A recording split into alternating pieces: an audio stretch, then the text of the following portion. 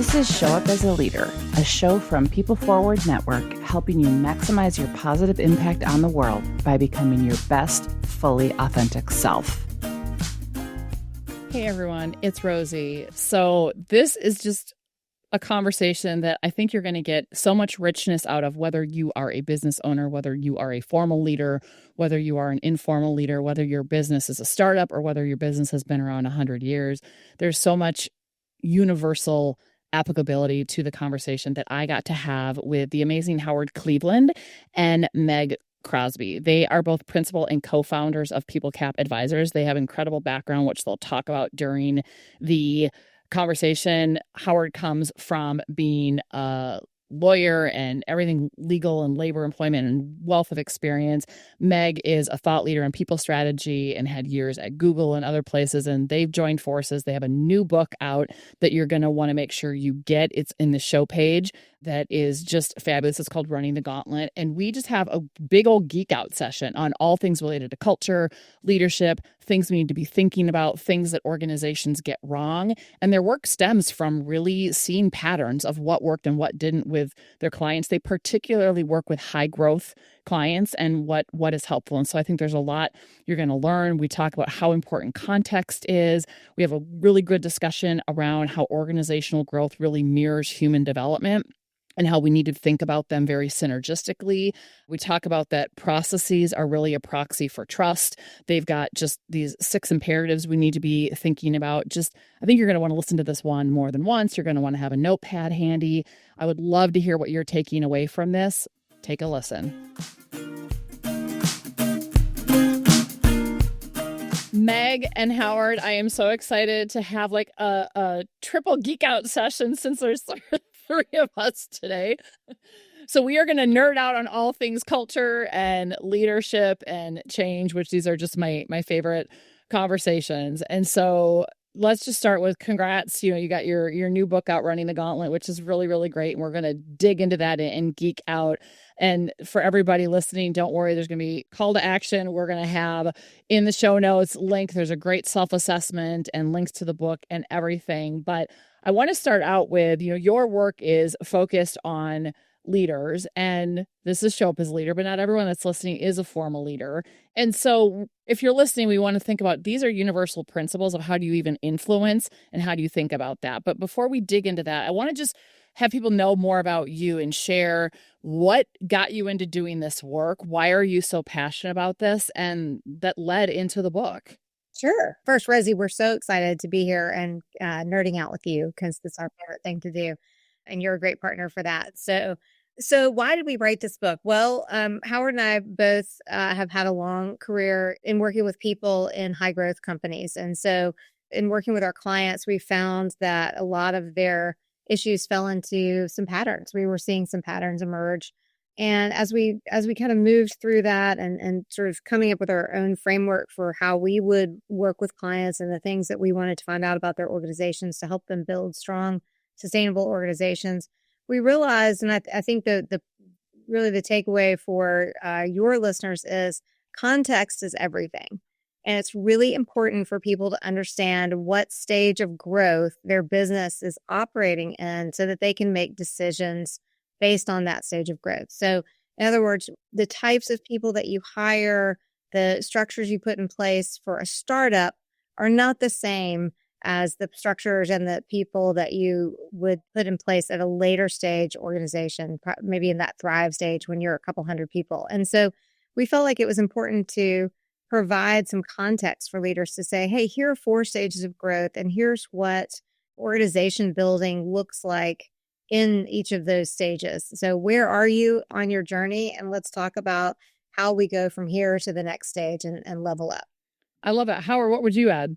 I would take it just a little bit of background about how we got to PeopleCap, because we both had, backgrounds. I was in employment law. Meg was at Google in HR, and we both had this passion for leaders and just helping leaders. And so from my standpoint, as an employment lawyer, I was really focused on helping leaders document employees and find out all the things. And then over time, that shifted into developing employees.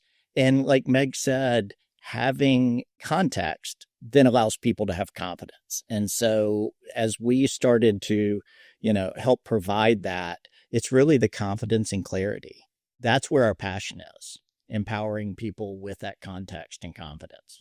Yeah, I love it. And, I always say context is everything as well, because if we're working with a team or working with an organization or even coaching an individual leader, the context matters, right? Of like what you're dealing with and how that goes. So I love that. So Meg, you talked about, you guys work with high growth companies and the different stages, which is accurate. We have clients that their business has been around more than 100 years.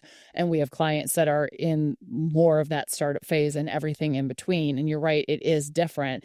But what is common, regardless of how long a company has been around, is that you hear all the time, how do we grow, right? We're trying to grow impact. We're trying to grow clients. We're trying to grow sales. We're trying to grow. And there was a quote in your book that's everyone wants growth, but no one is prepared for it, which I was like, oh my God, and really change. It's hard for us. So regardless of what stage a company is in, and you think about some of the challenges around growth and challenges around change that kind of come with that, what are some of the things that people get wrong that we need to remedy and care for? I love this question because I think that organizational growth mirrors human development. And, there's this notion of you have to crawl before you can walk. And I think particularly in high growth, people get ahead of themselves. And when they do, the wheels start to come off. And so growth is a very exciting transition. It's an exciting time for organizations, and people want to seize opportunity and run with it. But if you don't have the scaffolding in place, if your operations are not there, if your processes are not there, if you don't have the talent in place to take on the opportunity, then you're going to squander that opportunity. You're going to bring on these clients. You're not going to be able to service them to the level that they expect. And you'll end up with a bunch of churn and turnover, and your employees will be maxed out and overwhelmed and frustrated, and they will leave. And so it's really important to think about putting these pieces of your operation in place, this infrastructure in place before turning on that spigot of growth. That's the sustainable way to do it. And sometimes that's frustrating to people because there is a little bit of you have to go slow before you can go fast, and you have to really spend some time focusing internally on building those things. And that can be counterintuitive in a high growth situation. People get a little frustrated with that, but that's what it takes. Yeah. Well, I love that you said that, Megan. And I know that you both use the Leadership Circle profile tool as well as we do. And it's a great tool. And I think as you were talking, I think this is a Bob Anderson quote from the Leadership Circle profile. It might be Bob Keegan, but I think it's Bob Anderson.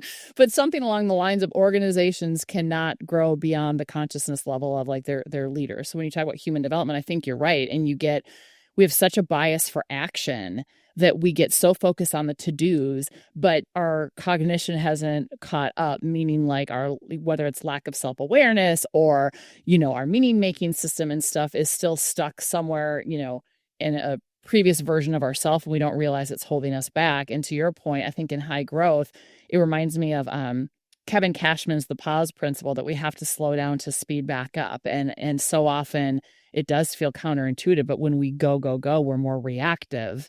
But when we slow down, it actually helps us speed up. You have to build the capacity to be comfortable with the discomfort of doing that. I mean, I think you pointed out something really important is that organizational growth, when we think about it, a lot of times we only think about the company. But organizational growth requires personal growth. It requires leadership growth. And there can be too much focus on either way. But I think that's one of the things just from a coaching standpoint that I see a lot of times, like you were saying, there's that individual development, is outpaced by the organizational development. Yeah. I think it is Bob Keegan that talked about that, like when you look at like these deliberately developmental organizations, that when they look at growth, they look at the growth of their people as a key metric. And so often we look at sales, we look at other KPIs, but we're not looking at that part. But yet it's so fascinating to me because all of the data around being a future-ready leader and a future-ready organization continues to reinforce how we need to invest in people to level them up, because as human beings, we're not taught a lot of things. We're not developed at a level that the world needs of us. And so it's so fascinating to me that the organizations that get it, like they are also having the financial growth. The organizations that ignore that part, like struggle, but then sometimes they can't get out of their own way because they're like, well, budget's tight. And the first thing typically to get cut, let's be honest, is org development, learning and development, leadership development, because it's viewed as a nice to have rather than a necessity. And I think more and more we're seeing, no, it's a necessity. Like if you think you're going to get there, good luck with the mindset of your current leaders. And I think a lot of that, comes from a time and a generation when there was enough time and a structure to learn on the job. And so you could put people and then over time they could figure it out and everybody else had just figured it out. But we don't have that time anymore. And things are moving too fast and people have greater expectations of being developed a lot quicker than they used to. One of the things I love that Howard, you're kind of making me think about is this notion that how our thought and our vocabulary around employment has changed over the years and how, we used to talk about people as workers or laborers and then employees. And now we talk about them as talent. And that denotes such a huge shift in the value that we place on our human resources, our human capital, our people. And that's, partially because we're in the knowledge economy. And so our people are that much valuable. But, when I was growing up, the word talent was reserved for, NBA players and Hollywood movie stars, right? So now we're talking about employees as talent. And I think if we can get leaders to value them as talent and to develop them and to retain them, that's really critically important, and to grow them to the next level of the company, the next level of development for themselves. I love that you brought that up because in our work and in both of our previous books, we always talk about the power of language and how it shapes our experiences, it shapes everything. And even if you think about like the vernacular human capital or human resources, that is really, really a connotation that human beings are things. And so I love that a lot of forward thinking and successful and effective organizations have changed it to like it's the talent and people or talent and culture, or it's chief people officer versus human resources. It's like there's such antiquated terms for really that we see our people as people versus they're an asset. So I think just for people listening, even just think about what is the term, like Google obviously calls them Googlers, right? And we have other people that they have cute little names, like which whatever works for your organization, but it really does set a tone for how are you valued? How are you seen? Are you an expendable? Are you an asset? Are you a thing that can just be replaced? Or do we see the potential in you as a human being? And do we understand the complexities of what it means to foster a culture that grows other human beings? And I think that that's the part that gets overlooked a lot. So I love your intentionality around language, because I think there's so much verbiage in organizations today that is still very much like from the military, referring to front lines and battleground, and just we don't even realize the connotation of really you're going to work means you're going to war, like, right? And there's a lot of sports references and stuff which can be fine, but a lot of it is like it's a game, we got to win. But to use Simon Sinek, they're looking at like the short term, they're not looking at the infinite game. And there's just so much of our language that inadvertently sets that tone and we don't even realize it. So let's start to dig in. So, I mean, your book is chock full of so many good nuggets of wisdom, but I want to jump in to the 6 imperatives that you have for growth. And so let's just talk about what are they, and let's give some examples of really what are critical, regardless of the stage that an organization is in. What are they, and what do leaders of all levels, formal or informal, need to be thinking about in these different imperatives?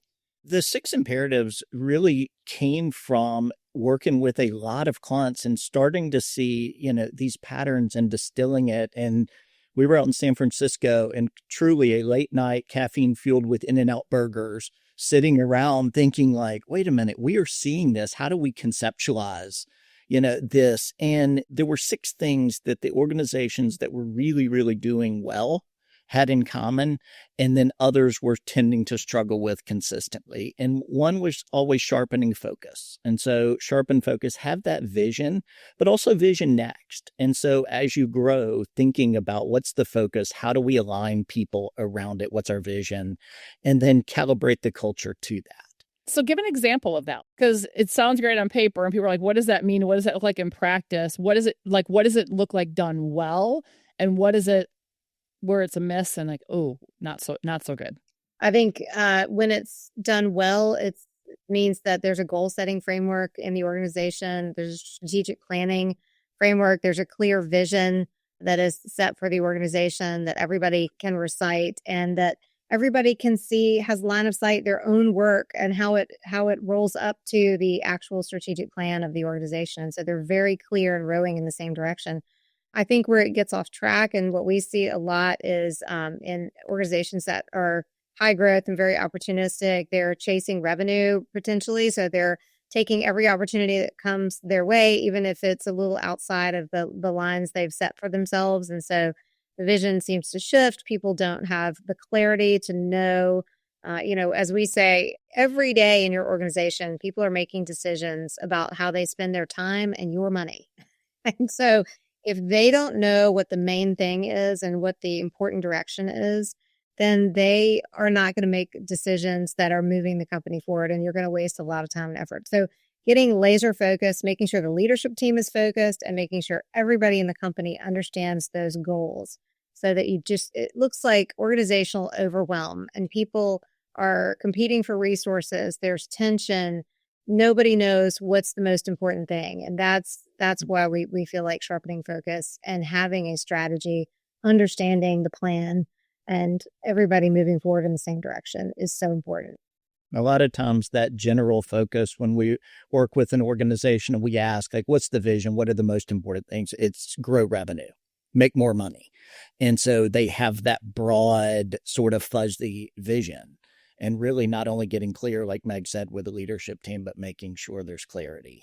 Yeah. Like, okay, so, but making money in what way and what makes sense, right? I love that. Like we do work with clients of kind of figuring out their strategic imperatives and those. And it was great because we even did that exercise internally. We're like, okay, we're at a point with our company, with Saldayo Partners, that we needed to just really look at that. And I will tell you, like, even being a small company, we'll be 10 years old in a couple months, which is hard to believe, but it's like, we kind of went through, okay, like, who do we want to be for our clients? What are the types of clients that we want, but also for our organization? And we have a saying that, like, no PITA fee, which is pain in the ass fee, is worth it if a client is going to be an energy vampire and completely, like, that's not okay. Like, there can be challenges or whatnot, but if, so we have that and we look at, like, if they're not actually interested in transforming, we're not here to be window dressing and cookie cutter. If they actually want to transform, then let's talk. And so it really has helped us when we've had prospecting of, like, where does this fall?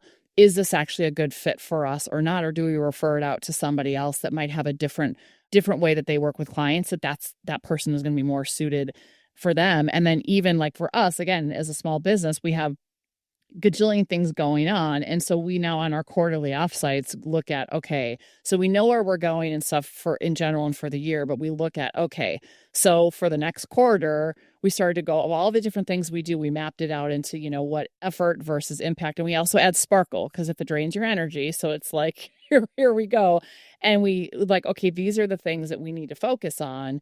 And so our business mentor is like, don't chase the squirrel. So I was like, don't chase the squirrel, stay focused. But it has been, I will tell you, it's been a game changer. And I see so many of our clients, and you probably see this too, where they're just like overwhelmed. They're like, we have 100 priorities. They're all in the urgent and important. I'm like, you cannot have 100 things in that, like, that Johari window practice doesn't even work anymore because no one will be real about, like, no, everything is important. I'm like, it can't be. Like, it just cannot be. And people get overwhelmed. And then they're just like deer in headlights, or they do go rogue and go do their own thing because it's like, well, this isn't going to matter. And so I'm just going to keep doing what I've done because it's comfortable, because it's safe, and because the stuff over here feels chaotic or confusing. And then they wonder why they don't have alignment and why there's just confusion and chaos. It can be really empowering to say no. I had a call yesterday, potential client who called and said, oh, I need X, Y, and Z. And I said, oh, that's great. We don't do that. And it's just so easy to be able to say no. And the reason we don't do that, we have defined our sandbox. We're very clear on what we do and what we don't do. And so I think for leadership teams, the exercise is to answer those questions. What do we do and what do we not do? Because there's opportunity cost to taking on clients, initiatives, things that are not in your sandbox. So get really clear on what it is you do and what you don't do, and empower people to say no to the things that you don't do. Yeah.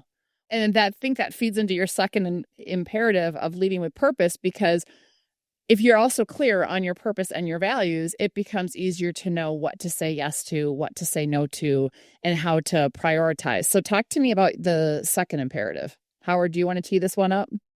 Sure. When we're thinking about leading with purpose, a big way that comes in to support the strategies through the culture. And so when we think of that, the next one of calibrating culture, it really is making sure your culture for that stage in that moment supports your strategy, because it may be different. And there may be a point, like you mentioned, Sparkle, one of our values is fun. We want to have the exact same thing. There may be a time very early on that culture doesn't necessarily, revenue may need to be more, but getting really clear, and there are three elements to culture and really calibrating it. It's defining it first, really there's always sort of a felt sense of we're this or we're that, but really getting clear on what do we want to be? What do we want our culture to be? What is it now? What does it need to be? And then demonstrating it from a leadership standpoint, but also demonstrating it in pushing it out into the organization and in the systems and what you recognize, what you reward. And the third and the hardest and most important is defending it. Once you've defined it and instilled it, then really defending it, rewarding the behaviors that are consistent, but calling out the ones that are not. And so from that is, everything flows from the structure, but that culture is really, really important as a close second. I love that you brought up just the being clear about like the behaviors that are aligned and not in who you want to be. From my experience, I see this is where stuff falls flat. So with some of our clients, we have helped them identify their purpose. We've helped them clarify their values, even when they've been around, 100 years. And then for some of them, we are part of supporting the kind of the ongoing work. So I was just with one of our longstanding clients this week, and 5 or 6 times a year, we bring together a group of their culture ambassadors. And so it's a network that they've created. They're all spread out all over the place. And we bring the ambassadors together for a full day workshop, one for them to connect and talk about what's working, what's not, and where they're bumping up against stuff. But also we say that the role of the ambassadors for this particular organization is twofold. It's to be a steward of the culture, in particular, living the purpose and values, and to be a conduit for positive change and working in tandem with leadership. Some of them are truck drivers and, customer service reps and whatnot, and really looking at that culture as everybody's job. But how do you have practices in place? And so we just spent a ton of time actually this week talking about when people are showing up out of alignment with your purpose and values, what are some of the things that you can do to influence, even though you're not their formal leader? And how do you help remind them? And how do you help? And if you don't have practices, or your culture and values are words on a website or words on a wall, but they're not a lived experience, into what you were talking about earlier, Meg, if you don't have, those practices in place, then it just gets so diluted and it doesn't even matter. And then you have organizations that are going into mergers or acquisitions, and they don't have any way to vet, is their cultural alignment and does this even make sense? And then we know things fall apart from there. So I just can't emphasize enough how critical that is. And I think we don't look at it enough. And if you don't know these are the behaviors that are out of alignment, but also defined when we see behaviors that are out of alignment, how do we want to care for it?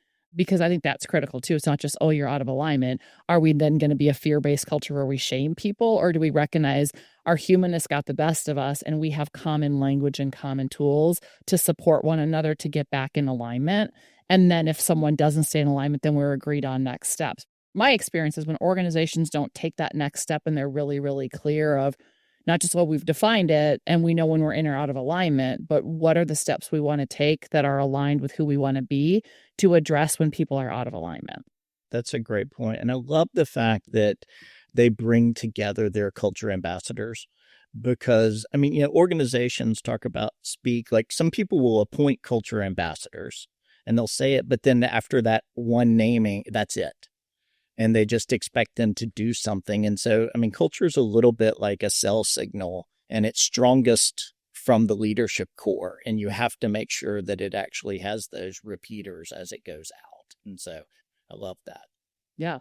So we have first imperative is align on vision. Second is lead with purpose. And they obviously go hand in hand. What is the third imperative that is critical? Well, the third one is strengthen leadership. And so leadership, obviously, critically important. And I guess I want to back up just quickly to say that, we have sharpen focus as the first imperative. The order is somewhat deliberate because everything lives in service to the strategy. The culture is in service to the strategy, and obviously the leadership is as well. And leadership evolves over time. I mean, if you have a founder-led organization, that's sort of one cell, one team, and then that team divides and becomes multiple leaders and multiple teams as the organization grows and moves through the stages of growth. And so it's really critical for a leadership team to emerge and for that team to be cohesive, to be structured in support of the strategy, to have the right talent in place, and to build that trust and cohesion there so that there is, I think the most important thing about leadership is to have enough trust in place so that discussions and decisions can be challenged and people can bring forward dissenting opinions. We have a practice in our organization that whenever we're presenting to a big client, whoever's in charge of the deck brings it in and we sit in the conference room and the rest of us sit around and we shoot at it. That's what we say.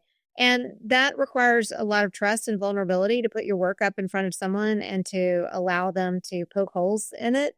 But it makes the work better. It makes the work a lot stronger when people weigh in on it. And I always feel so much better having lived through that session so that when I face the client, I'm more prepared. I've defended my thesis, And so that's how people get to good decisions. What doesn't work and what is a negative when you're talking about strength and leadership is when you have a team that doesn't engage in robust conversation, that doesn't challenge the leader, that just rubber stamps whatever's going on, that doesn't bring their expertise to the table, that isn't interested in wearing the strategic hat, that only sits in their silo and worries about their own function and doesn't worry about the whole strategic direction of the company. And so those are some things that we see from time to time, or that you don't have the right people around the table. Sometimes we've worked with clients who have a leadership team that doesn't include some key members of the team who are responsible for large portions of the strategy. So for example, if your strategy is about technology and you don't have the chief technology officer on your leadership team, that's a problem. If your strategy is you're going to hire 100 people in the next year and your chief people officer is not at the table, that's a problem. So, these are the things. It's important that strategy be owned by the leadership. Yeah. Well, I love all that. And I'm a dot connector. And as I'm listening to you, Meg, I go back to Organizational Health 101 from Pat Lencioni and the Table Group. It's you have to have a cohesive leadership team, which means they have to be behaviorally cohesive. They have to have trust. They have to be willing to be vulnerable with one another. And I will say this is a lot of the work that we do with leadership teams, whether we're bringing in our own programs and resources, whether we're facilitating Brene Brown's Dare to Lead program or anything in between to really help them. Because what we find is that they end up with false harmony. And we have some teams where it's so funny, like they don't want us to do like the psychological safety assessment, or they don't want to do the 5 dysfunctions of a team, or like they don't want to do any of these assessments, but here, go do interviews. And so I'll do confidential interviews and you find out that they're like, well, if I tell you this, is it going to go on the summary report or can I say this off the record? And so then you've got delusions of, oh, like we've got team health. And I'm like, oh, no, you don't. And you see it in the decision making, you see it in where they trip over each other. And it's well intended, but I think it's this fear of looking at, well, if we open up a can of worms, what are we going to do versus like any dysfunction that might exist. It's better to get it out. And then let's look at how do we help you move forward? Because otherwise it just becomes a bigger and bigger elephant in the room that actually slows them down and impedes their effectiveness, but they don't realize it. And I am amazed at the number of leadership teams that have that mindset, and those that realize, oh, maybe we have some opportunities and they lean into it. you fast forward 6 to 12 months after we've done the work and they're like, holy crap, why did we wait so long? I'm like, well, because your humanness was scared, honestly. I don't know what else to tell you. And it takes time. I mean, building trust and building authentic relationships takes time. That does not happen overnight. And it's not check the box, right? And I think that's another place where people need to crawl before they walk, they've got to take the time. All right. So talk to me about the next imperative that we need to be thinking about. The fourth imperative is elevating talent. And you can't outperform your talent. And so as an organization grows and brings in new talent, being much more, intentional. And there are really three ways to elevate your talent. And hiring's one of them, developing. And we've talked a lot about that, being intentional and really looking at the whole person. But the third is to liberate. And sometimes it's not a good fit. And sometimes it's not a culture fit. And sometimes the organization grows and what it needs now, it just really outpaces what some people are. And so, being very clear up front in the hiring process and in the development about what it takes, what's expected.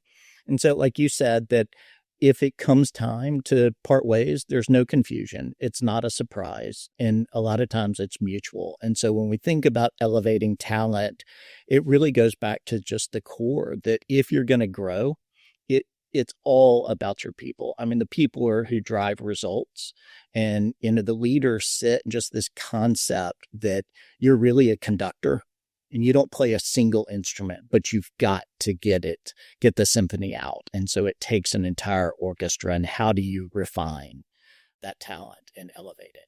I love that you bring in that third part, because I think this is also super critical. I mean, obviously we want to develop people. Obviously we want to hire the good fit, but you're right. Different stages of the organization. So like, I'll give you a really good example of, we have a manufacturing client. We have several manufacturing clients. And you think about, you even back up 10, 15 years ago, what was okay as like a warehouse manager or something where they maybe didn't have to be very tech savvy and whatnot was fine. And in this day and age, with all of their systems that they run their business on becoming more web-based versus, you could go way old school and go DOS-based. When you look at where they need to actually leverage AI and to be able to keep up with their marketplace, it's overwhelming for some people. It's like, great, so we're going to invest and give you all these opportunities. And some people latch onto it, and some people either they just can't grasp it, which is fine, or they don't want to, or whatever. And they end up kind of becoming irrelevant. And it's like, it's not that you're a bad person. It's just this role in this organization.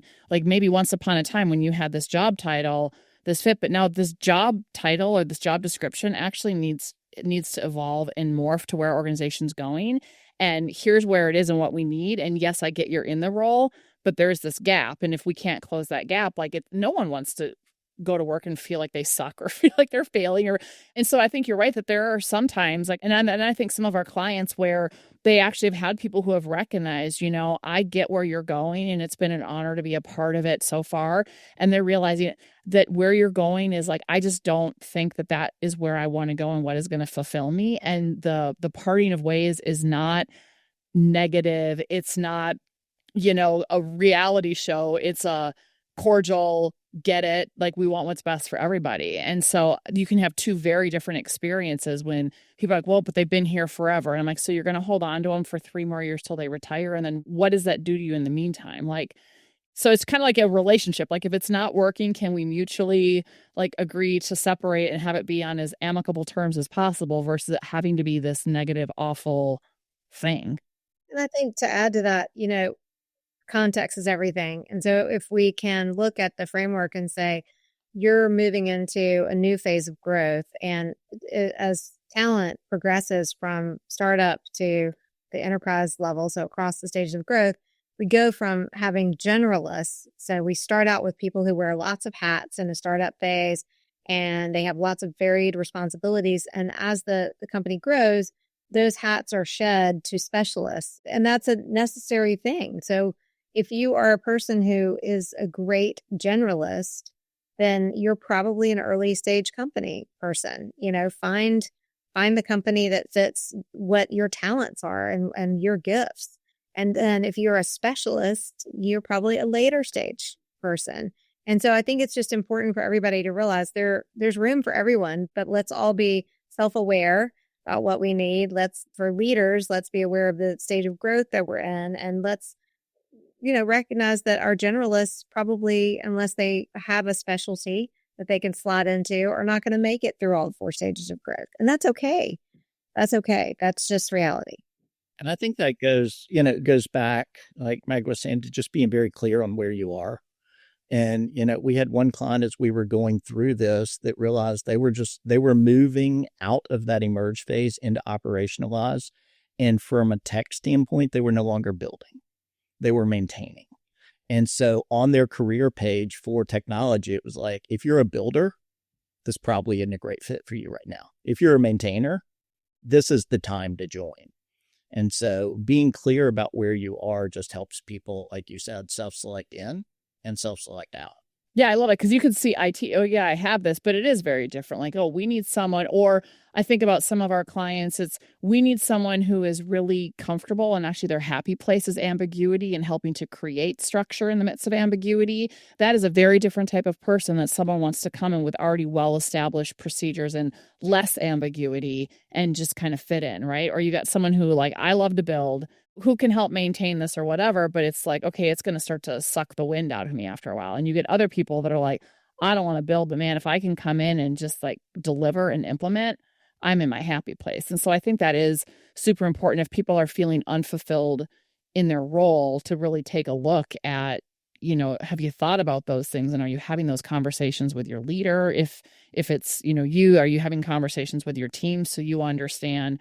Like we do an exercise, we do it periodically, but if we're in a shift of like growth, we'll do it. We also try to do it annually where it's like, okay, let's just take a pulse check and we bucket out. Like we have everybody bucket out their work in 4 columns. We're like, all the things that are right now on your plate or you're responsible for that fill your bucket, that are your happy place, that you're like, I'm jamming, like put them in there. What are the things that are on your plate that you're neutral about? Like, it's fine. It's, or you could you could go either way. And then we go, what are the stuff that are like the energy drainers that if you had somebody to pass it off to, you would happily get rid of it. Like, right. Like you're not going to stop, but like, you're like, man, if there was someone else that could do this, like, yay.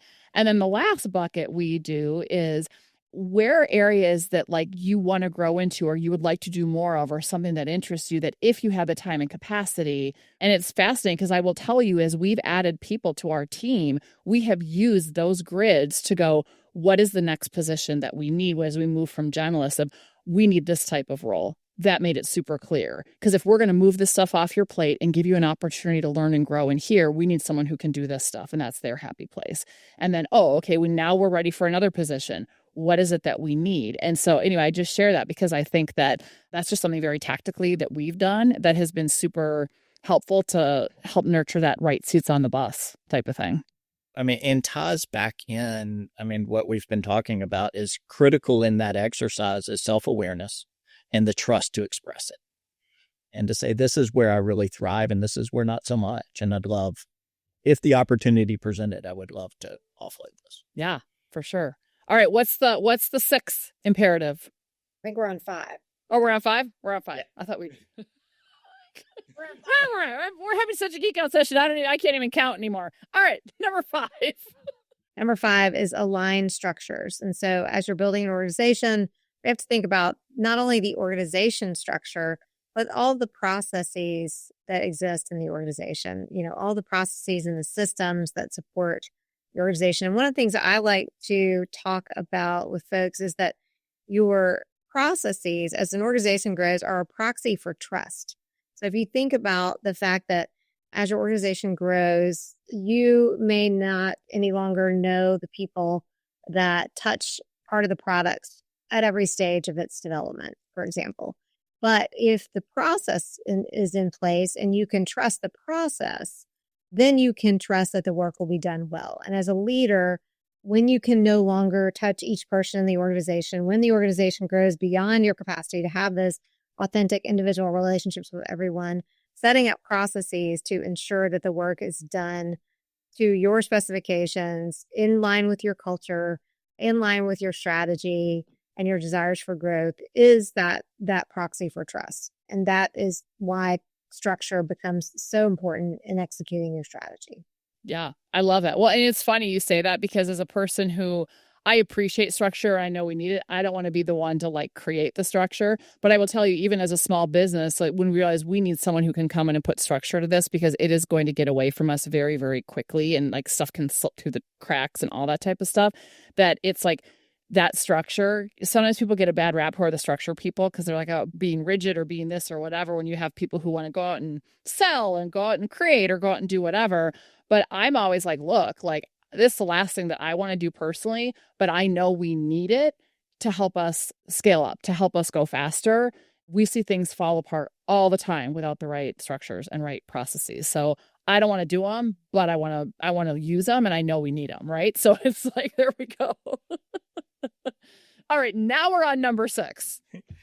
The sixth imperative is amplify communication. And as an organization, is in that early stages, most of the communication, most of the culture is just hallway conversations.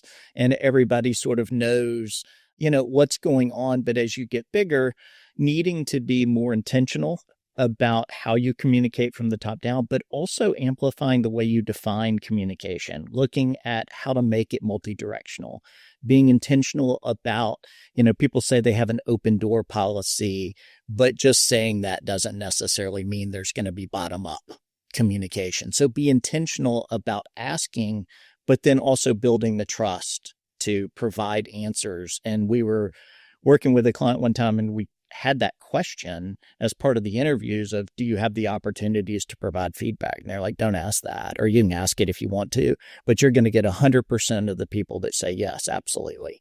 And that's not the important question. The important question is, do you feel safe providing that feedback, or do you trust that leadership will do anything with it?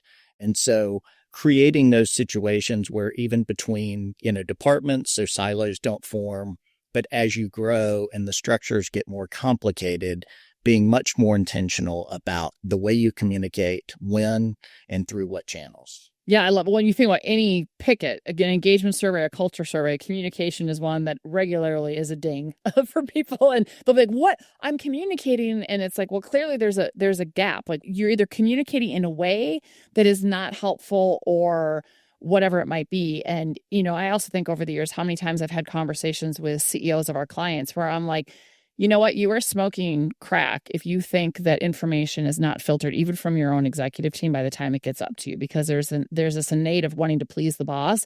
And I'm like, so let's talk about how you're going to get real feedback. And I'm like, no, I'm serious. And then they find out, oh, you weren't kidding. And I'm like, it's human nature. Like, come on. So how are you going to find out what's really going on versus the filtered version? And to your point, context and trust and how you go about asking for, and then what you do to act on that is super, super critical. So I love everything you're doing, and we could talk forever. So everyone, first of all, listening, you need to go to the show page and you need to check out the self-assessment that they have in the framework and the book and get it all, because there's just so much goodness that we could go on for multiple episodes. But I want to shift gears just briefly. So speaking about human development and how critical it is, one of the things that I'm obsessed with is normalizing the messiness that is being human. And we've learned from our work in doing research with leaders that it is a core shared common human experience that no matter how much work we've done on ourselves and how evolved we are, we all have some sort of narrative that we hold on to on some level that keeps us safe and small. And so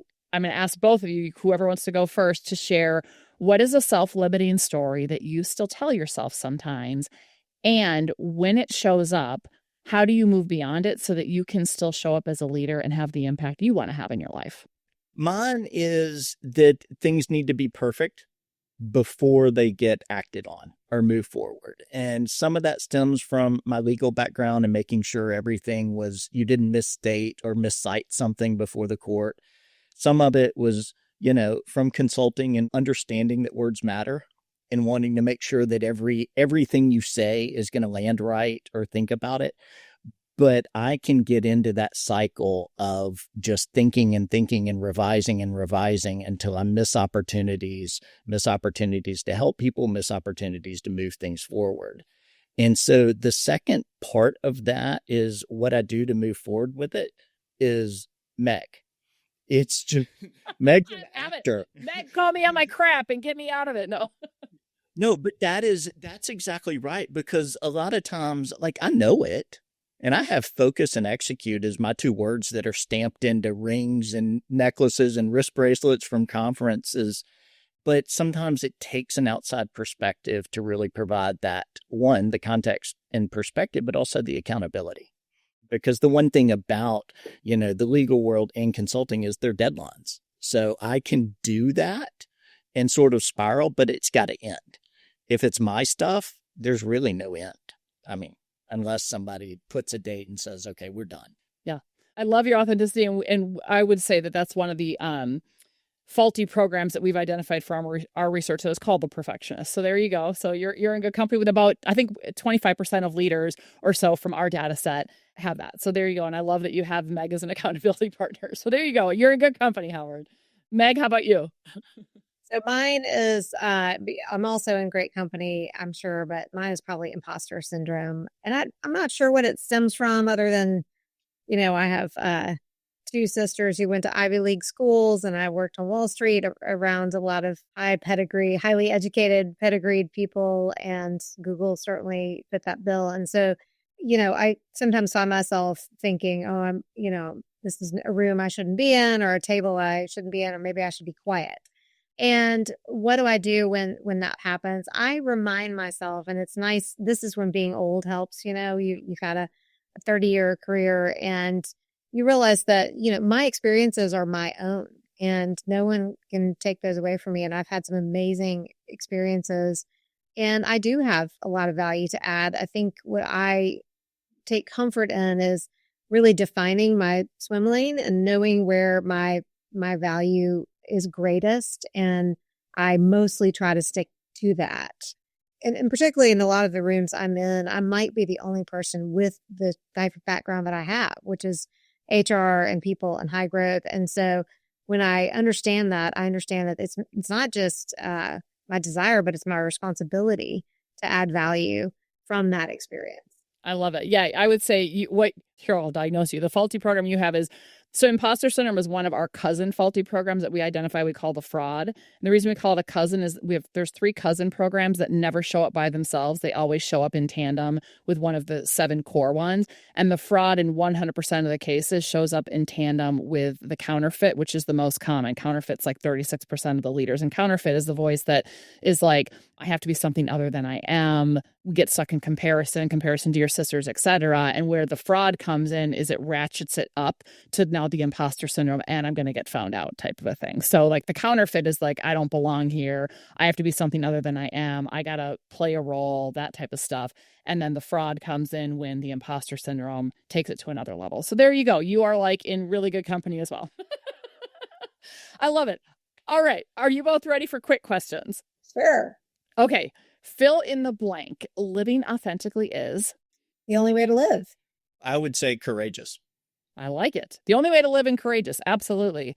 When the world is presenting an opening, but you don't feel like showing up as a leader, what do you do? I look around the room first to see if there's someone else we should step into that gap. And if not, I will step into it. I think it's pausing and understanding just why I don't feel like it, and trying to reconnect with the confidence that would let me walk through that door. I love that. What is something people would be surprised to know about you? I think for me, it would be, I am 75% of the way to being a master carpenter.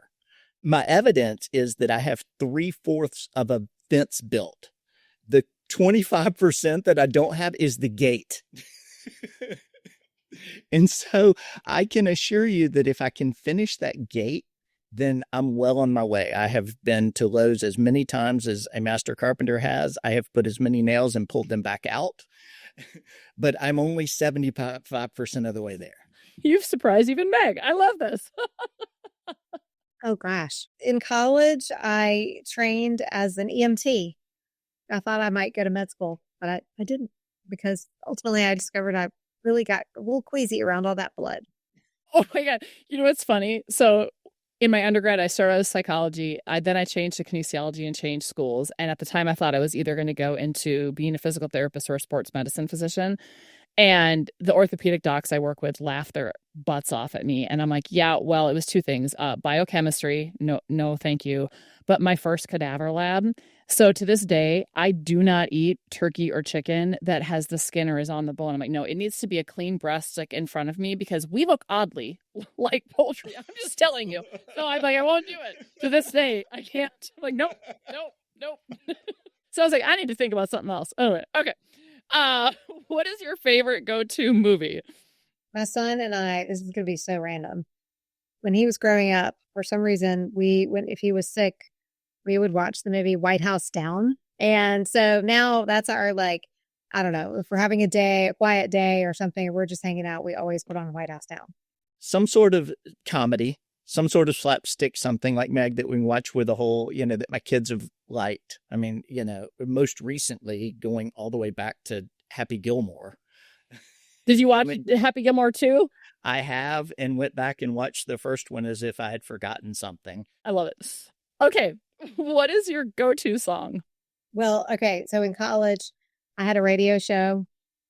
And so I was a DJ, I had a radio show, and I always closed out with "You're Gonna Love." Well, wasn't that your answer about things people don't know about?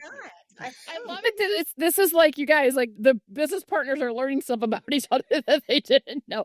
Okay. All right. So what was your song you closed out with, sir? The song was the Pina Colada song. If you like Pina Colada. Yeah. I'm a big yacht rock fan. Yeah. Yacht rock is the best. Okay. Howard. I would go with Tom Sawyer by Rush. Oh, that's a good one too. What is something you can't live without? Oh, chocolate covered almonds. Boom. Done. That's fair. My camera. Got it. All right. Got it. You got to eat almonds and you got to take pictures. I love it. Okay. What is something in your ordinary daily life that makes your heart happy? My dog. I've got my son home from college this summer. And so, yeah, I mean, just getting to spend time with him has been awesome. Human kids and fur kids. I mean, come on. Doesn't get any better than that. And what are you grateful for right now? I am grateful. I always say I love summer because of the unstructured time. And by the end of summer, I am grateful for school starting and for structure. Hence the process person. Right. So I am, school starts next week and I'm grateful for that structure. I love it. Yeah. I'm really grateful for just meeting new people recently. I got to, network with a group that I helped mentor with some people in Australia. And then Mark McFatridge, invited me up to go to Quaid Sphere and met a ton of people. And then, getting to meet you. And so it's just been one of those sort of chapters of just getting to meet a lot of new people. Yeah, Mark was just recently on the podcast too, so I love it. Yeah, that's what he said when I talked to him. He said she let me be myself. You have no choice. I ask you questions that make you be yourself. I love it. All right, so we have one closing question for each of you to answer. If you could challenge leaders everywhere to practice this one behavior that would create more human workplaces and equip everyone to show up as a leader, what would that be? Communication skills set great leaders apart from others. And so practicing communication, not just your communication in front of a large audience or a presentation, but your one-on-one interpersonal communication, building those authentic relationships, really caring for the people in your orbit will set you apart. 100%. Howard, how about you? For me, it would be just recognizing that our confidence is really mischievous and it likes to play hide and seek. And when it does, I mean, we can crush it in one meeting and then go into another and be small and silent. And we tend to give that more meaning than it deserves and make it bigger and start to think, well, I'm a better doer than I am a leader, or what am I even doing here? I'm not qualified. And just recognizing that it's not something that we're born with or that's a constant, and it hides and it ebbs and flows. And if we just pause long enough, we can recall it back up. I love that. I love both your answers. That's amazing. Well, this has been so much fun. I could geek out with you two anytime. And I'm glad that I created a space where you learned some things about each other. This was fantastic. Here's the reveal. Thank you both so much. Thank you both for the wonderful conversation, for the work you're doing, and just much, much gratitude. Thank you so much. This has been great. Thank you. I'm Rosie Ward, and this is Show Up as a Leader. To learn more, head over to peopleforwardnetwork.com and, of course, hit that follow button.